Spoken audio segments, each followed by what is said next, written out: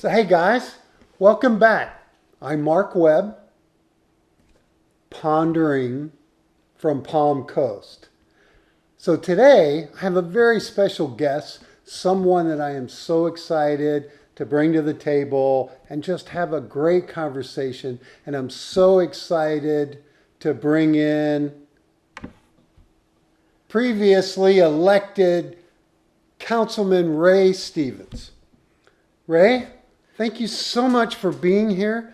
I know I can speak for many to say that we are so glad and happy that you're able to sit here with us and today share some thoughts and some things. And with that, the floor is yours. Share with us what's going on with Ray lately. Well, I'd like to say it's my pleasure to be here, and thanks for inviting me. By way of a little bit of background, I guess I'll start off with who I am and where I came from. My family and I have been residents of Palm Coast now for over 20 years. My daughter went through the public school system here. She graduated from the University of Florida, and she is now in New York, and she's enrolled in the New York City School or New York School of Law. Oh, headed toward a jurist Yeah, direction. I'm proud of her. Very good. And she's living in Brooklyn with some roommates. My wife is a nurse. She's a registered nurse. She works for Advent Health. And I am a retired, among other things, a retired police lieutenant from New York, former deputy sheriff. I was an adjunct professor at Kaiser College for a period of time. And I decided to run for city council to regain my seat that I had to step down from for health reasons. The situation was such that I was barely on the city council for 2 months, and I was stricken with this life-threatening illness. They had to rush me to the hospital. So I digress.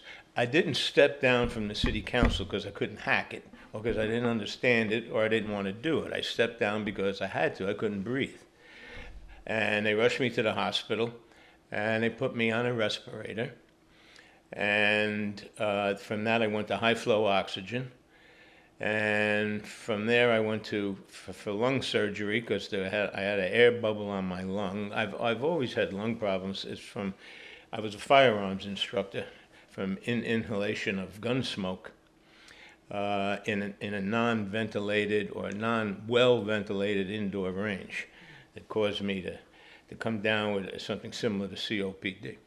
So, but anyhow, I was doing fine. It didn't interfere with my day-to-day activities. So I was in the hospital. I did lung surgery, and then I didn't seem to be getting too much better too quickly, so they shipped me to ICU. And when I was in ICU, my wife was there, and I was in my room, and the lead doctor, or whatever, the group leader or whatever came in and said that you're here because we may have to incubate you, or intubate. Yeah, we heard a lot about that during COVID, guys. Remember when people were having to be sedated and then air assisted? Yeah. So he said 50% of the people do not come out of that. He said, so I suggest that you get your personal affairs in order.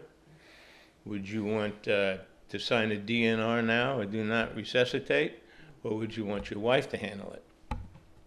I said, oh, I was under medication. I said, I'll have my wife make that decision.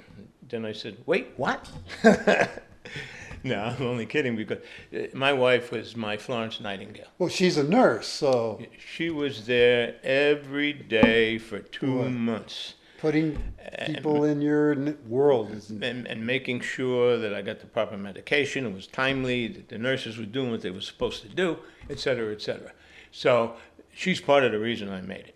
So but moving forward, I was able to get out of the hospital. I went to rehab, and I'm to the point now where I'm riding my bicycle. I'm doing light workout with weights, and doing stuff that a lot of people my age can't do.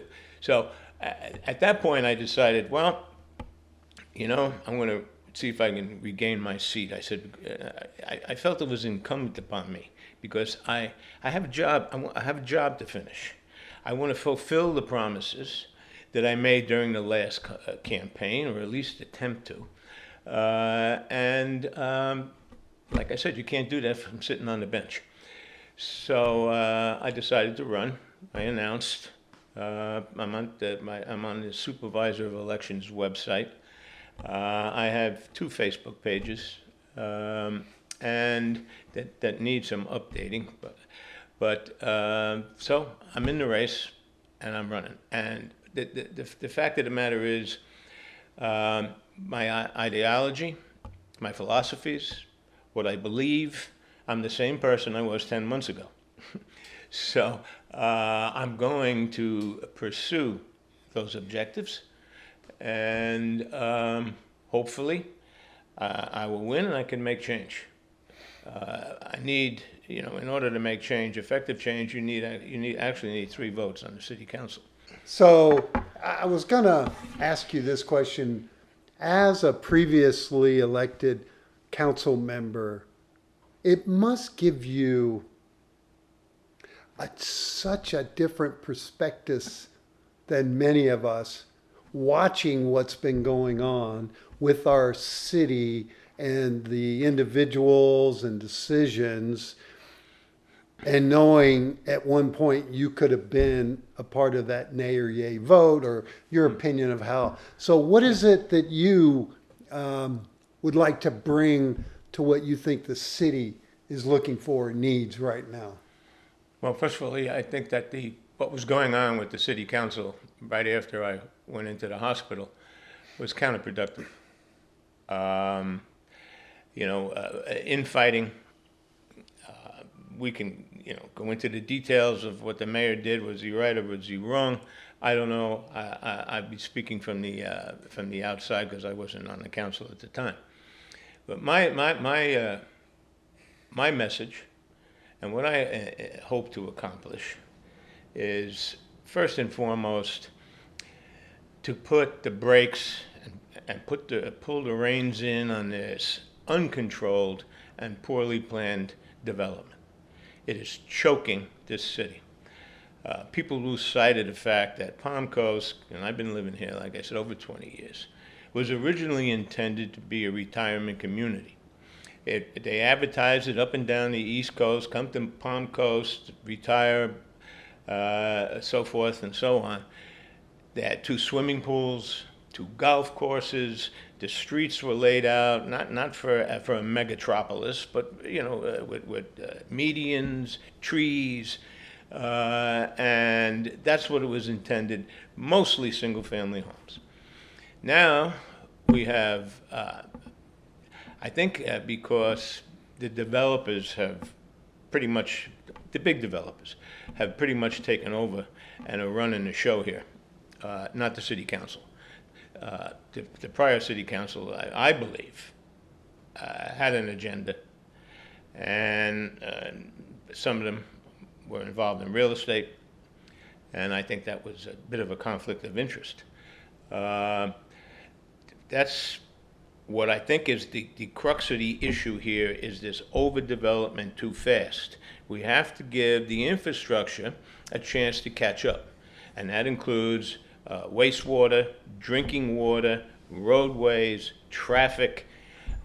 Because one of my responsibilities as administrative lieutenant in New York was traffic facilitation, problem intersection assessment, and that includes light timing and all of this, which is a nightmare here in Palm Coast. I don't know who did it or who designed that system. And when I was on the city council, I said, this has got to be changed. The cycles are way off. You have lights that are on time. You have lights that are on trip. They're working against each other. It takes me 10 minutes to go 1 mile on Route 100. That shouldn't be. And they want to attract business. How can you attract business if you can't get to it? Plus, the water treatment plants, wastewater plants, plant number 1 is at capacity. During the last major storm, which was not too long ago, a year or two, they asked you not to flush your toilet or take a shower, and yet they continue to build. When I was on the city council, one of my last meetings with the city manager and the city attorney, they were, let's say, that they were trying to influence me to go along with a 600-unit housing development. I forget, it was a while ago, I forget exactly where the housing unit, this complex was to be. And I said, I have a question. I said, what sewage plant is this development going to dump into? Oh, it'd be wastewater 1. I said, isn't that already at capacity? Oh, no, we got room, there's, yeah. So that's a priority. The traffic, infrastructure, the wasting money. I mean, you can't throw a rock in the water unless they hire a consultant for $150,000. Oh, you want to throw a rock in the water? Well, we need a consultant for that. Now they have this charter review committee, which the charter has to be reviewed every so often to make sure that it is, current and the things still apply. And they hired a consultant, a lawyer that comes in. I don't know what the lady is making, but I'm sure it ain't going to be cheap. And my opinion, if I were on the council and I have a chance to vote for it, is that this city charter has survived since 1999. And it's based on pretty much a carbon copy of Deltona and Ormond Beach. So what you have to be careful is we don't need a rewrite, because you don't want to throw the baby out with the bathwater. What we need here is the charter needs to be tuned up. There are gray areas that have to be better defined, and maybe a few additions here and there. Certainly not a rewrite. So the point of the exercise is that it's taxpayer money. We have to be, the city council has to be a good custodian of the taxpayers' money. And I don't see that. I don't see that. I don't see that in respect to why can't we do more things in-house? Why can't we do some consolidation of services? So on and so forth. That, in a nutshell, is pretty much where I stand. Plus, once again, I'll back up. It breaks my heart, because I live off of Seminole Woods Parkway. When I go south on Seminole Woods Parkway and go past, I think it's probably near Slipper Drive, across the way, it's got to be 70 acres that has been clear cut. There isn't a tree left on the property. And all of this construction, especially off of Seminole Woods Parkway and Route 100, contributes to local flooding. The water can't percolate down to the aquifers, not through concrete or blacktop, wherever possible they should use gravel, because that would allow the water to percolate. And they clear cut this property. And they say, oh no, the flood, we'll handle the flooding, don't worry, we'll take care of it. Well, I don't know. 2 years ago, we had a major rainstorm here, and Seminole Woods Parkway was closed because of flooding, southbound. And it was closed for a day and a half. So, no, they don't have it under control. It won't be under control. And people are suffering in the neighborhoods from local flooding, and there was a big to-do about it.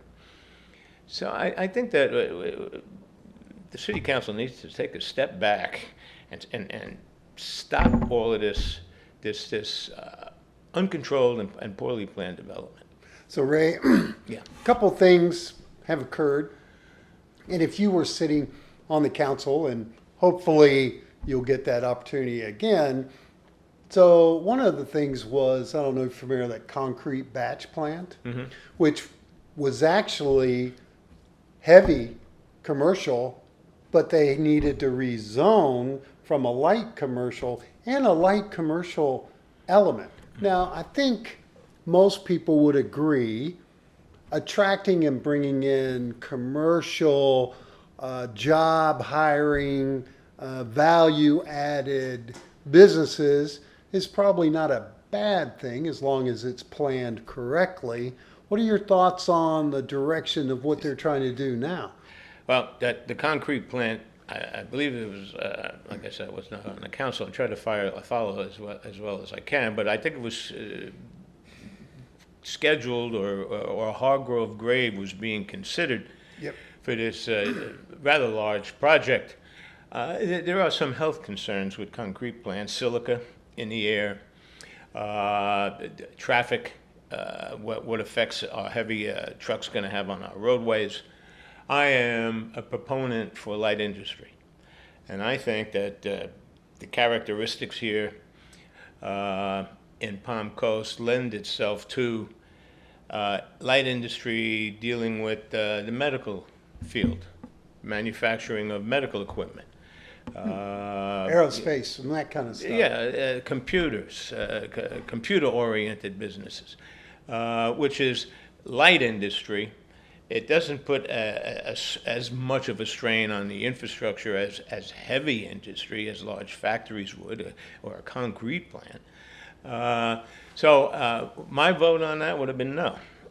On the positive side, I think that's what we should be trying to introduce here. And then they're building, as I mentioned earlier, all of this affordable housing, they're calling it now. They got 12,000 in the hopper.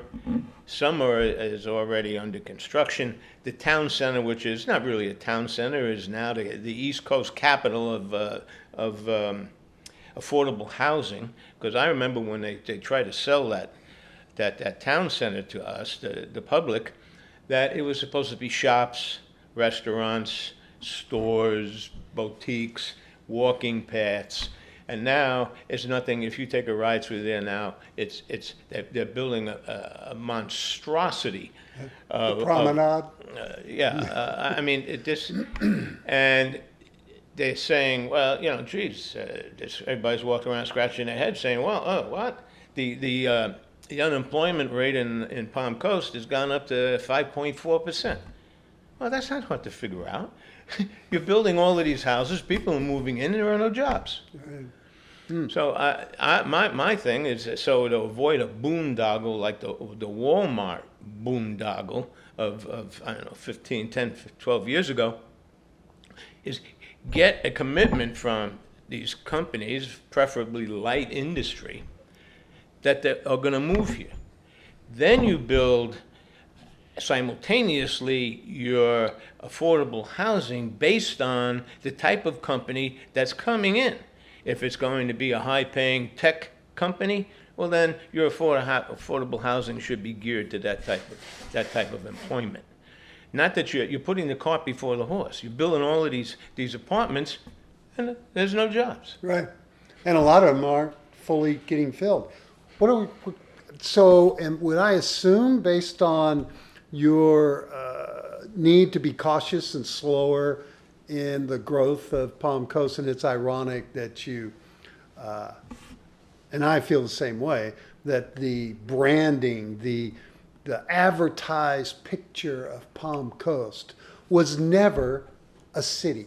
It was never sold as a city, as our own Ty Miller pointed out in a recent meeting when the citizens were asking about a bus system or a mass transit system to move those low-income workers, employees around, and stated the obvious that we all know: the city's not designed for that. No. There is no way that you're going to put a mass transit bus system in the city of Palm Coast. No, you can't, because couldn't get around. You see, as I say, traffic was one of my responsibilities. In Palm Coast here we have two east-west connectors, Route 100 and Palm Coast Parkway. We have one north-south connector. That's not an outlier like Route 1 or 95, because 95 is a limited access highway. So the only north-south connector we have is really Belterre. Right. So, and, you know, you don't have streets that go through. It's not a grid system. It was designed for aesthetics, not for practicality. And to try we're doing the opposite here. You heard the old expression, we're trying to make a silk purse into a sow's ear. With all of this urban sprawl. And these people are out of their mind. They keep okaying housing projects. I understand from somebody that's in the know that now they're proposing another big box store just west of BJ's. Are you kidding me? I read that too.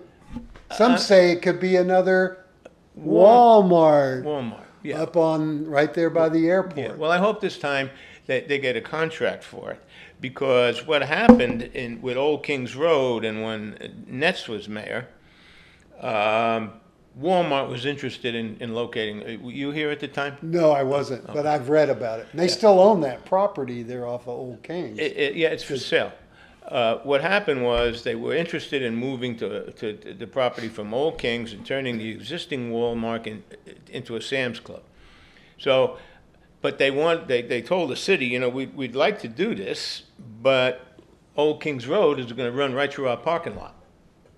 So, I think it was Landon was the city manager at the time, and Ness was the mayor, and they said, no problem. We'll move the road about 500 feet to the west. The property was owned by a private person, an individual, who I won't mention his name. They bought the property from him, and then they proceeded to widen Old Kings Road to the tune of, I don't remember the exact number, but suffice to say, millions and millions of dollars.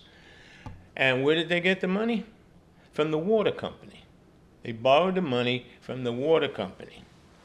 And I believe that's why, one of the reasons why our water bills are so high, because they're still paying back the water company for widening the road for Walmart that never showed. They backed out of the deal. Never had a contract. So, it's this foolishness seems to persist with the we got BJ's here, and then now let's build a Walmart right next door, so actually nobody's going to get around. I don't understand it. So another thing that's going on, and I'd love to know your opinion, is the conversation, and there's a high likelihood that on the same ballot that you're going to be on, hopefully, will also be a question about property taxes in the state of Florida, which the Tallahassee and the DeSantis administration is pushing. You mean no property tax? The removal of property taxes as a source of money through the state and also Palm Coast. What are your thoughts on that? That won't work. That won't work. That's if you want to reduce property taxes, yeah, I'm all for that. But to do away with it, you have to pay for your public services, fire department, sheriff's office, utility workers, public, servants, et cetera, et cetera. You need to come up with the money. A sales tax won't cover it, especially if you can't get to the stores because of the traffic and you can't spend your money, then you ain't going to get a sales tax. But being somewhat facetious, but no, but it is somewhat true. And I was talking to somebody last night that was talking about the biggest glaring problem with that is, as the cost of city maintenance, as we look back at our rising budget each year, are they going to increase the sales tax every year to keep up with the need of more money? Well, the biggest source of revenue here for the government is property tax. And if you do away with that source of revenue, it's going to be hard to make it up. Now, I don't know, I didn't read the governor's plan.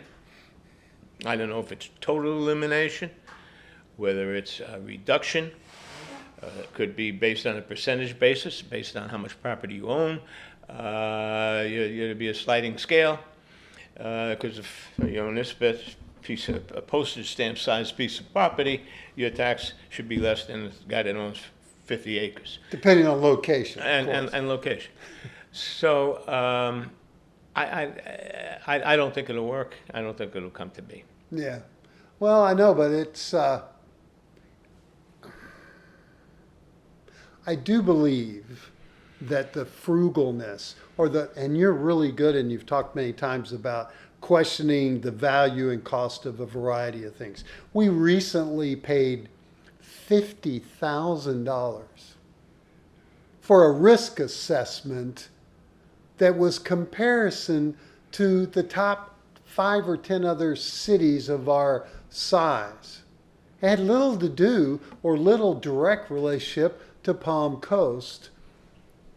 And even some on the city council were questioning the expenditure of that.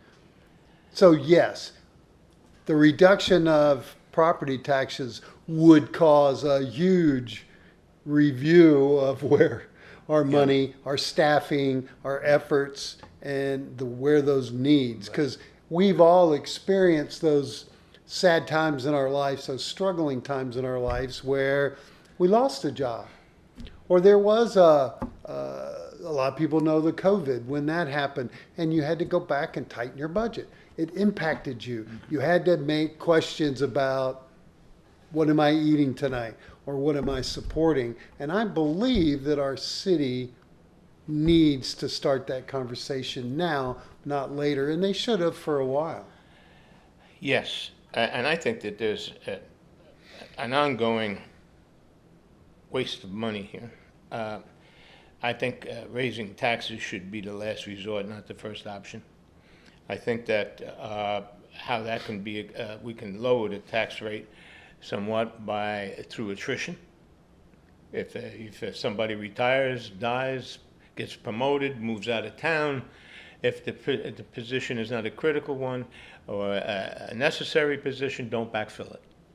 I think that we could also save some money in consolidation of services. Why do we have 5 department heads for basically a group of people that are doing the same parallel functions? Let's streamline that. I think that there's a terrible waste of money on this flight training field that they call an airport. They're spending, if I just got the paperwork, I have to study it, but offhand, they're spending between state, federal, and county monies, $26 million for a terminal at an airport that goes nowhere. You can't get a flight as a citizen out of that airport. Call them up, tell them I want to book a flight on the first plane. I want to book a seat on the first plane that goes to South Carolina or to Charleston, and see what they tell you. There's no cargo. There is no commercial traffic. It's made up primarily of flight school students from Embry-Riddle, from Phoenix East, that use the airport or the flight training field almost exclusively and free of charge. And it impacts a lot of the building that's going around the airport. And the that houses. is more and more. Yeah. And they're using leaded fuel, which was outlawed for automobiles in the 70s. It makes no sense. If they're worried about beach erosion, preservation of the beach. Should we put a half-cent tax or this, that? Take that money that you're going to spend on a flight training field that are not going to attract the tourists, and put the money into the beach preservation and enrichment, because that's what attracts tourists to Flagler County, not a flight training field for Embry-Riddle. But those are mostly county decisions that are going on that we do partner with. I was surprised, and I've been paying attention, at no time was I aware that the city council had approved to move forward with funding or coming up with the $3 million that the YMCA was asking for. Now, I'm a big supporter of the Y. It's a nonprofit. They don't need our money to be successful or to build. They're just asking. And I noticed in the budget, there was $1 million committed without the city council doing more than a verbal, with a plan to give them another $1 million for the next 2 cycles to help the Y move. And I don't think the citizens were aware of it. I certainly wasn't. Well, when I was on the council, for the brief period of time I was there, I made a pitch to keep Free December Pool open. It has a mechanism and machinery for handicapped people that they could be placed into the water. Older folks gather there, they bring their lunch, they have socialize, they swim, and I said, I don't see any reason in closing this pool. I said it should remain open. Well, we're going to build a YMCA. And I said, but the YMCA is not going to have a pool. And I don't know if that's changed. It has. They're planning on a pool. 24-lane pool, but you outdoor pool. But you do bring, and I'm a big proponent of the aquatic center, and I use it. And it costs me $20 a month to have unlimited use of that pool while it's open. I don't think the Y is going to be $20 a month for me to use that. But the fact of the matter is, it is an amenity like the golf course, like several other things that, and you touched on that in the marketing of Palm Coast over the years. Part of the attraction, part of the commitment, part of the selling point were all those things, the 2 golf courses and the pools and that kind of stuff. And it attracted a lot of people, including myself, to come here and enjoy the later days of enjoyment. So the decision of, and it is interesting, they'd actually question the Y to come in and go, hey, we'll let you run Free to Zamba. Free to Zamba. And they came back and said, we couldn't. It would cost too much. Well, I don't. I had a bit of a go around with Ms. Pontieri on that issue, but another thing that concerns me about this YMCA, once again, it's going to be in a town center, which is not what it was. It was sold to be, not what it was advertised as. Is that you have spas here, you have Planet Fitness, you have private companies, organizations, I don't know, there've got to be 3, maybe 4 spas and gyms and workout areas. So on one hand, we're saying, the city is saying, come to Palm Coast and start a business, and on the other hand is we're going to invest in a YMCA and put you out of business. Now, that doesn't make sense to me. I think that once again, Douglas owns most of the town center, if not all. I think that the focus should be what it should be, like this town center in St. Johns County, just south of Jacksonville. You could spend a whole day there. It's gorgeous. I mean, they have all kinds of Italian restaurants, all kinds of restaurants, shops, boutiques, walking paths. Yeah, we could spend a whole day there. And instead of this, I don't know, it's under construction now. I mean, it takes up like 2-3 city blocks of, I don't know what they're calling it. Is it affordable housing? Is it, I don't know, upscale housing? But that's not where the focus should be. That's what's causing the problem. You're talking about the promenade that's being built? I don't know. Right across from the from the city hall? Yeah, across the field. Yeah, from the city. That's hall. actually high-end luxury apartments over businesses.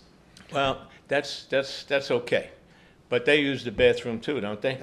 Absolutely. So and infrastructure. The infrastructure is not prepared for that, Right. and it can't sustain this constant growth. Now, I'm not opposed if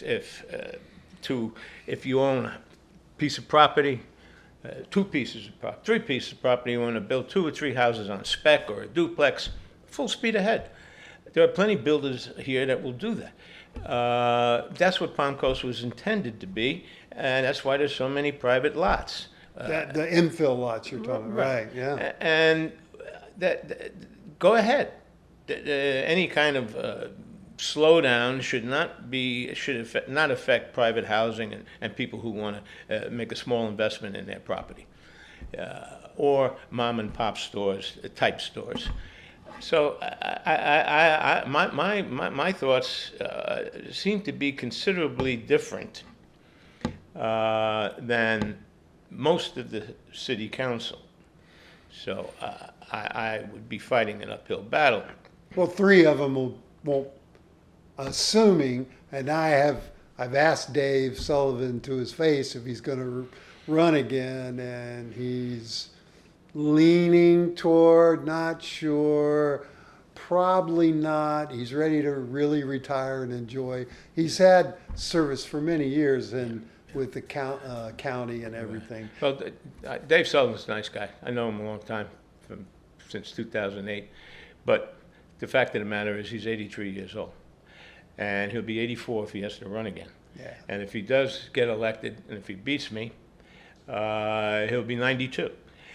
I think at some point in time, you got to pull the plug, man. Yeah, You know what I mean? No, I totally agree. Because he, I don't want to make him the subject of No, conversation. not at all. He's I know doing him. the best he can. Yeah. I don't Right. fault him for that. I do have one question about something else that's going on a little bit. Have you been following the challenges the developers are putting in front of the city with the impact fees? Have you gotten a sense of what's going on in that? And what are your thoughts on the impact fees being doubled or more when we're trying to attract business? Seems interesting. And then the reaction by the Builders Association to call the city out on. Well, if I'm not mistaken, the impact fees, number one, do not cover the cost of running infrastructure, electric, whatever, roadways to the development, like on Old Kings Road South. It's costing, there's a developer there, and they're running sewer, water pipes far in excess. The cost is far in excess of whatever the impact fees are. And what a lot of people don't realize is that the developers don't pay the impact fees. No. The people that buy the house or the property or the building pay the impact fees, although not up front. And that's what I think is irking or bothering me. That the developers and the builders are opposed to, is that they have to put it up front. And I don't think they're going to be successful, because if they have to put it up front, they're going to get it back when they sell the place or when you buy it, because they pass it on. It's just like corporations don't pay taxes, their customers do. Right, but it could slow the development boom or growth that we're having, because homes cannot sell if they're overpriced or in an environment where they're just not selling. I heard last night we had almost 1,700 homes in Palm Coast, the city of Palm Coast, that were for sale, averaging about 4 to 6 month turnaround time.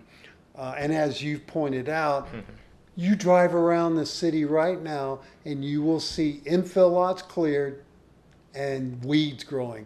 Large sections of wooded areas cleared, but nothing has been built on it because the developers are not in the business of throwing money away.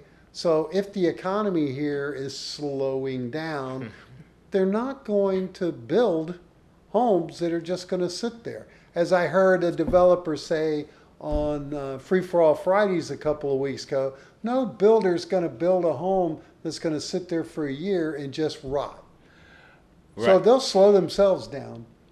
The home should be built upon request. If I walk into Seagate Homes, and say, I'm looking for 322. You have any property, and can you build me one? Then they could build a home. But don't build it and hope somebody comes along and buys it, because the Palm Coast image is deteriorating because of, and it's becoming less attractive. If they wanted, they were trying to attract this big guy, I forget what country they were from, airline manufacturing company, maybe Italy or something, to the airport. And they came up and they looked at the property, and why would they want to invest here? I mean, the infrastructure, I mean, they won't be able to flush their toilets if it rains hard. The traffic is so backed up they can't get into their own property, at least. And how are you going to move 1,000 employees or 500 employees on and off of that property when everything is already backed up? And it's going to get worse. So it's lack of forethought. And I tell you what, I'm going to call it like it is. It's greed. They're greedy. And they want to turn, like I said it on Free for All Friday, when I was debating my opponent, these people want to go from millionaires to billionaires. And this is all about, as an offshoot, the development of the west side of Route 1. I don't know if the company Rainier is still involved. They are. But that's what it's about. A sports complex, and coupled with the 6,000 units in Bunnell that have been approved, and now down the road they're trying to get a sports complex, housing complex. Where are these people going to go? They're going to come on Route 100, a Palm Coast Parkway. We'll be smothered. Yeah, it was amazing me when I was seeing the 3-year plan of the Loop Road, which is supporting all that growth out there, and they have it done in 3 segments with the $90 million that the state gave us a council ago. There's nothing out there. There's no plan for anything out there eventually. Now, the city council may know about projects and things that they're not able to share due to whatever reasons, but I'm in total agreement with you. I think the city of Palm Coast has an image issue, has a presentation of what they want to do, where they want to grow, and it's like they're swinging at every pitch, and maybe they hit 1 out of 5 that maybe turns out, but they tried to bring in the fuel farm, and that got kicked out, and then they tried to bring in the batch plant. Now I heard there was a second batch plant that they were talking about that may have pulled out. They're not so transparent. They're not sharing a lot with the city other than we're keeping the millage rate low, Right. but they're not telling us where all that money's going. Right. And that's an excellent analogy. They're swinging at every pitch instead of focusing on the strikes. And I think the focus should be, once again, on something that our infrastructure, our traffic, our roads, our environment can sustain, and that is light industry. And gear it to you got, 4 hospitals in Palm Coast. They just built the Freytag Cancer Center. They got 2 hospitals up off of Palm Coast Parkway. And that's where are they buying their blood pressure meters? Where are they buying their medical equipment? Out of town. If we could attract some industry here, that would be lucrative because it cuts down on shipping costs. You have a ready-made market, and that's where the focus should be. Not swinging at wild pitches. And we have to improve the image of Palm Coast, and that ain't happening. And in order, people will go to Ormond Beach or they'll go elsewhere and not come to Palm Coast because of the infrastructure problems. The taxes, the taxes are not that high, but the water bills are higher than the power bills.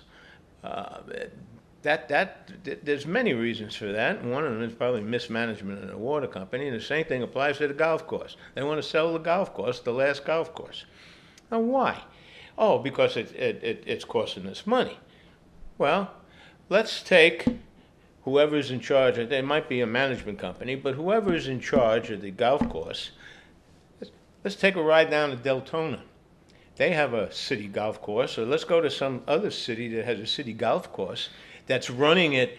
Maybe, a government is not supposed to make money, okay? But that's running it effectively. They have a break even, and they may make a few bucks for expansion, etc. Check it out. Go see how they're running their golf course. How often do they replace their golf carts? At $7,000 or $8,000, maybe $10,000 a pop. Are they fixing them? Maybe they have a small shop, and that way you could recycle your golf carts. What about ground maintenance? All of these aspects involved in running a golf course. Let's take a look at somebody that's doing it right. Instead of saying, well, throw your hands, we'll sell it. So what? So they could build condominiums there? Well, and I agree with you, and I've said this publicly and to the council member. There is a need of amenities that the citizens want that have nothing to do about ROI or profitability or value. It's something the citizens want. And I love to use the analysis. Drive down Belterre. Beautiful drive. Beautiful flowers and the trees. Grass is mowed. It's gorgeous. Palm Coast Parkway was the same way. But it's money invested by you, the citizens, to make that nice with zero recovery. There's no value to that other than the enjoyment of aesthetics, the ability to say, I live in a beautiful city. Ray, I'm so glad you put your hat back in the ring. Well, thank you. But more importantly, I'm so glad that you're able to sit here and be passionate and share what's going on. Yep. And it's just proof that you feel like you left a job unfinished. And I feel that's been a great motivation for you. And what do you want to say to let people know what your goals are as you move forward this next 9 months? Well, first of all, I want to say I'm passionate because I believe in what I'm saying. Okay? I'm not trying to sell you a used car. I'm passionate in what I'm saying because I believe in it. I believe that we have ruining the environment here, and I'm not a big what they call a tree hugger. I believe that pretty soon we won't have any green space left in the city of Palm Coast of any significance. And what do I attempt to accomplish? Well, I'm gonna be vocal. You see, when I was on the city council before, I didn't say much because if things were going the way I wanted them to go, I'll wait till the vote comes out and I'll vote accordingly. I'm not one of these politicians that loves to hear myself talk. Love to tell you, congratulations to the Yankees, just to get some face time and to be maybe quoted in the newspaper. I'm there to do business. And when people come up and stand at that podium, and if you watch the tapes when I was on the council, I'm not on my computer or on my phone or looking at the clock. I'm focused on what this person has to say because they took the time out of their schedule and out of their life to come and talk to the city council with hopes of resolution, resolving a problem, or coming up with a solution to the problem. And they deserve the respect to be paid attention to. Now, what do digressing, to answer your question, I'll answer the best I can. One person is powerless. If the two other people get elected that were of like mind, then we can get things accomplished. One person up there is like the Lone Ranger, man. You can't get much accomplished because you're fighting the establishment and the special interests, who shall remain nameless. Well, you're clearly going to have a different makeup of council when you get elected. We know Teresa's moving on. We know Charlie Gambaro's moving on. We suspect that maybe Dave's going to decide. And so you're just going to have Mayor Norris and Councilman Ty Miller. And so the introduction of new and fresh ideas and people getting elected to the city council may find yourself hopefully in a more common ground, because we all want the city to be better, healthier. If that's the case, how does he anticipate working with Mayor Norris? Do you see any challenges? No, I don't. Mayor Norris, is I believe he believes he's doing the best he can. And am I going to agree with Mayor Norris on everything? No. But I'm not going to disagree with him just because he's Mayor Norris. Right. I mean, if what he says has merit, he's got my support. If there should be a conflict, well, that's what work sessions are for. Well, I do think you and Mayor Norris are both very similar in your views of uncontrolled growth and the aspect of how that needs to be handled. And he's on the record and been very vocal. Yeah. And in the past many votes, he's voted no on most every building opportunity that's presented to him. So, and he's getting smarter by the day, as you and I have talked before.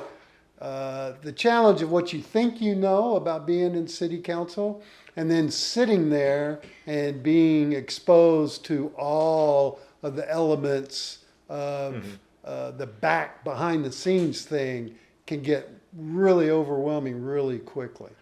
Yeah, it can. It seems like it should be easy, but it's not. There's a lot of roadblocks. With the proviso and the caveat that, if you have three people of like mind, and then you can get things accomplished, and it should be a reflection of what the people want, what the voters want. I'm there as their rep. I was there as their representative, not their boss, and that's why I tried to. And I had one woman come up, and she referred to me because I was focused. She referred to me, that guy is grumpy. And I didn't say it, I looked at her. But she said, you know what? He's my favorite on the city council because he never took his eyes off of me. He listened to everything I said. And that was true. And that's what it takes. It matters. Takes input. That's part of my platform as well. I think, and I started this idea way back at the latter part of 23 and 24 about town hall meetings.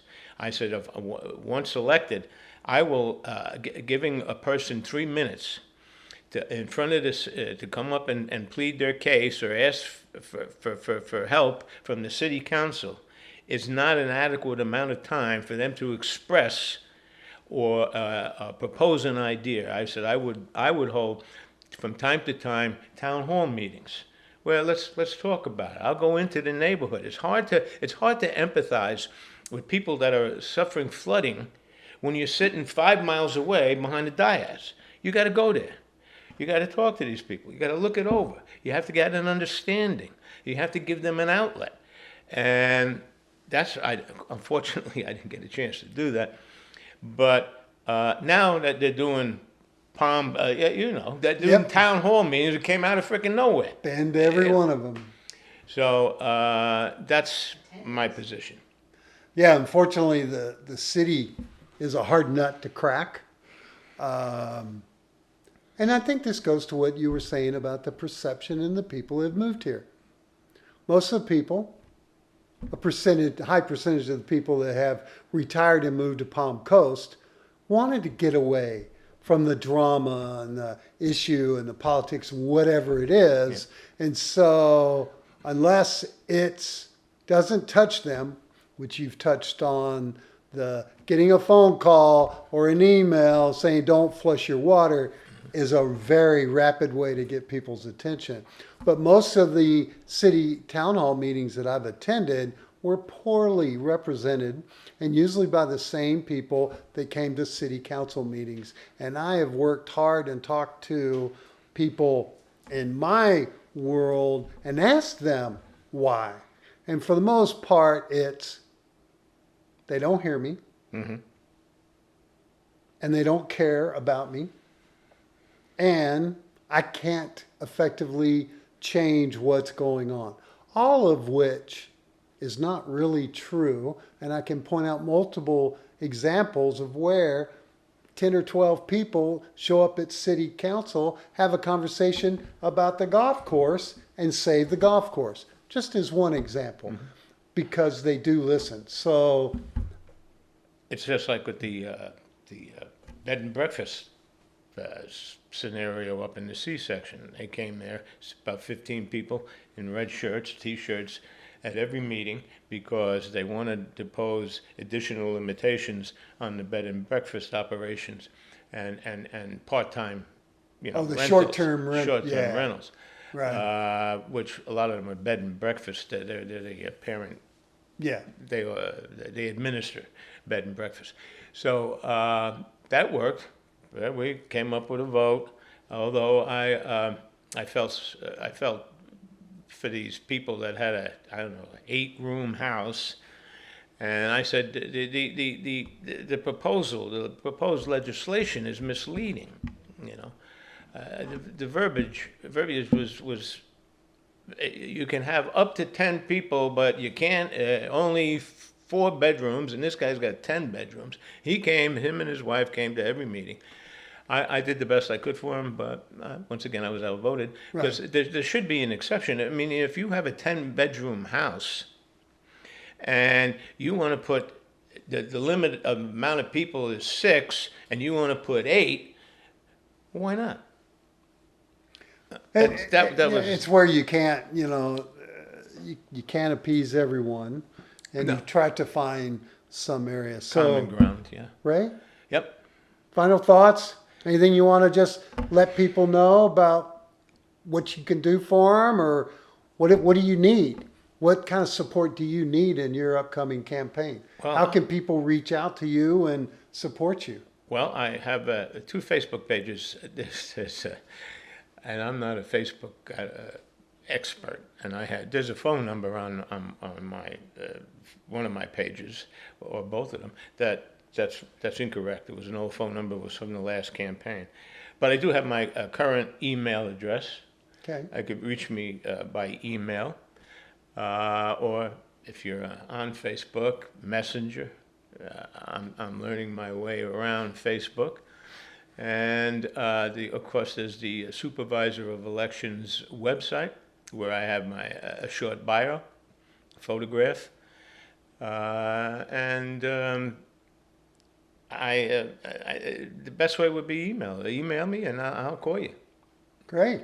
And so I'm accessible, and will continue to be. There was something I wanted to mention, but it slips my memory. But I don't want to take up any more of your time. I certainly appreciate. Well, and I promise you, in the next 9 months, the seat will be yours again as you progress and grow and start to really work hard and push. And as far as I know, I don't think anybody else is signed up for that district other than yourself. No. I haven't checked it in a while. And No. what district are you representing? 3. District 3. It's I don't know. It might be because Sullivan is there. It might be because in some people's view, I'm an incumbent. I was elected to that position, and I will say this, as I said earlier, I'll take this opportunity to blow my own horn. When I won the election, I won every precinct in the city. Early voting, mail-in voting, overseas voting, and a military vote. So, as I mentioned before, I got my message out, and I was able to accomplish that. And I think people will recognize that, and they'll understand that I was in the hospital for 2 months, and that's why I stepped down. No, and we're just glad that you're here now. Thank you. And that's the most important part. Well, thanks a lot Thank I you. really appreciate You're you quite coming. welcome. You're quite And welcome. guys, it's election time. You hear Ray, there's plenty of others out there. It's a time to participate. It's a time to be aware of the future of what's happening here in Palm Coast. So pay attention. Come to the city council meetings. Come to the town hall meetings. We have a huge charter review effort going on right now. In fact, this morning I posted last night's town hall meeting on my Facebook page at Ponderings from Palm Coast. It was a phenomenal open discussion about things that people weren't even aware of. A lot of people don't even know we have a charter or what it is. So I'm trying to put that out there for you, trying to grow information and get you motivated to participate so that we can learn more about Ray, learn more about the charter. So guys, remember, like and subscribe and get off the couch and participate. So I'll catch you next time. Stay safe.